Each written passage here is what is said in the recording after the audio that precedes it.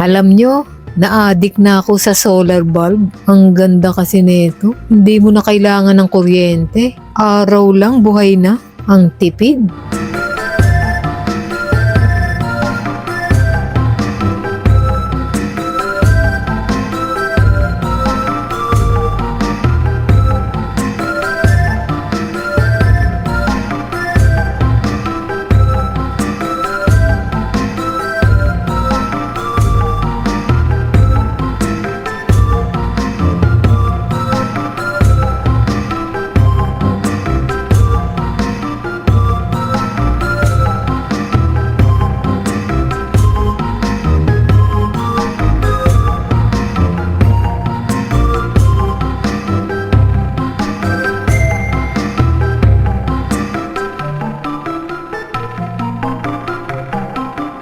Kaya gusto ko nga itong solar bulb na to sa kwarto ko. Tumatagal siya ng gabi hanggang umaga. Compare mo sa iba, oras lang, patay na. Ito hindi. Kaya kung ako sa'yo, maki-solar bulb ka na rin. Nasa yellow basket.